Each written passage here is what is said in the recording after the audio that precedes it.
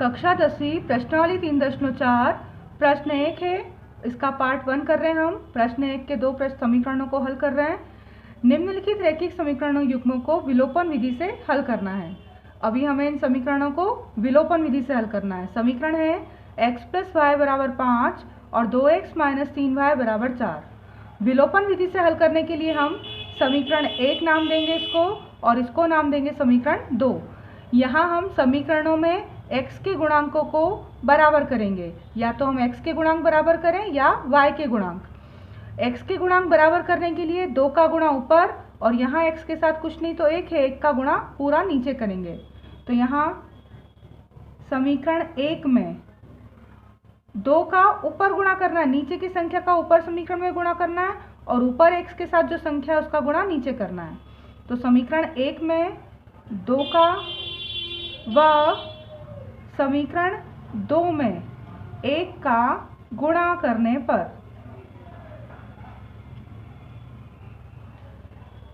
2 का गुणा ऊपर पूरे में होगा, 2 का x में गुणा होगा तो 2x, 2 का y में 2y और 2 पंजे 10। अब दूसरी जो समीकरण है ऊपर है 1, यहाँ पर कुछ नहीं है तो 1 का गुणा नीचे पूरे में करेंगे। तो 1 का 2 में करेंगे तो 2x, 1 का 3y में और 1 का 4 में। ये हमने गुणांक x के कैसे कर लिए, समान कर लिए। गुणांक समान करने के लिए नीचे की संख्या का ऊपर में गुणा और ऊपर x के साथ जो संख्या थी उसका गुणा नीचे पूरे में करा। अब गुणांक बराबर करने के बाद हमें इन्हें काटना है, तो प्लस प्लस के हैं दोनों, कटेंगे नहीं। तो यहाँ हम लिखेंगे घटाने पर। घटाने पर लिखते हैं जब, तो नीचे की समीकरण के चिन्ह बदल जाते हैं। प्लस का 2x अब हो जाएगा माइनस का, जो माइनस का 3y था अब वो हो जाएगा प्लस का, और जो प्लस का 4 है वो हो जाएगा माइनस का। तो प्लस के 2x और माइनस के 2x सब कट गए। अब प्लस का 2y और प्लस का 3y, तो प्लस के 2y और 3y कितने हो जाएंगे, 5y। अब 10 में से माइनस के 4 गए, तो 10 में से 4 जाएंगे तो कितने बचेंगे, 6। यानी y का मान आ जाएगा 6/5। ये y का मान आ गया है। अब चूंकि ये कट नहीं रहा है तो हम इसी y के मान को समीकरण 1 में रखेंगे। y का मान समीकरण 1 में। अब समीकरण 1 लिखें, x + y = 5। x तो x ही रहेगा, y के स्थान पर आपको क्या लिखना है, 6/5 और बराबर 5 है ही। अब x का मान निकालना है तो 5 और प्लस 6/5 उधर पक्षांतर में माइनस के 6/5 हो जाएंगे। इसके बटे कुछ नहीं तो 1, लघुत्तम लेके घटाएंगे हम इन बटे की संख्याओं को। 1 और 5 का लघुत्तम 5, 1 के पाड़े में 5 आएंगे 5 बार, 5 का गुणा 5 में किया 5 × 25। 5 के पाड़े में 5 एक ही बार आएंगे, 1 का 6 में गुणा 6।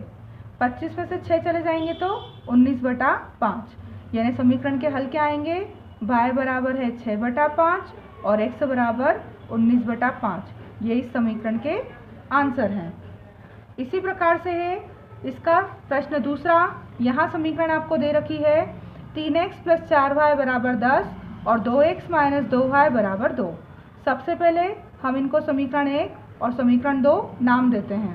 अब हमें x के गुणांक बराबर करना है, तो यहाँ 2 है, उस 2 का गुणा ऊपर पूरे में करेंगे और ऊपर जो 3 है उसका गुणा नीचे की समीकरण में करेंगे।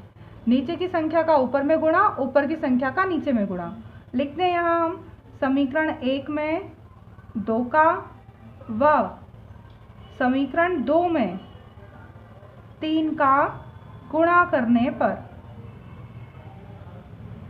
अब गुणा करें, 2 का गुणा ऊपर पूरे में करेंगे, 2 तिया 6, x का x प्लस का प्लस, 2 चौक 8, साथ में y है तो y और बराबर 2 का 10 में 20।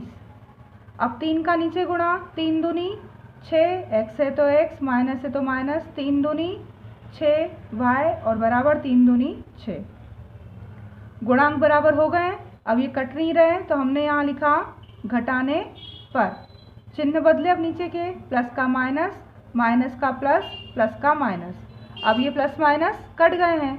अब प्लस का 8y और प्लस का 6y दोनों प्लस के हैं तो कितने हो जाएंगे, 8 और 6 14y और 20 में से माइनस के 6 चले गए तो बचे 14। तो y बराबर आएगा 14 के बटे में 14। तो y का मान कितना आ गया, यहाँ पर 1 आ गया। अब इस y के मान को कहाँ रखना है हमें, समीकरण 1 में। y का मान समीकरण 1 में। अब समीकरण 1 लिखें, 3x प्लस 4y बराबर 10। 3x प्लस 4y के स्थान पर y का मान लिखना है 1 बराबर 10।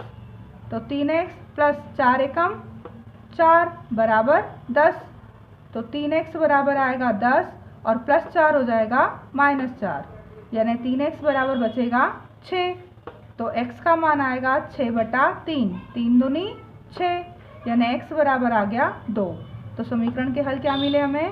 y बराबर 1 और x बराबर 2। ये इस समीकरण के आंसर हैं।